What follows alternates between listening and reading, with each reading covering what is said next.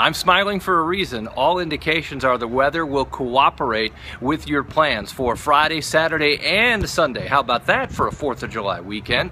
Thank the northeast wind, it's been light but noticeable today, bringing in somewhat drier air, keeping the rain chance low. We do have a chance though. I'm duty bound to tell you, 20% chance for rain this evening, a better chance if you go south of Bloomington and Bedford.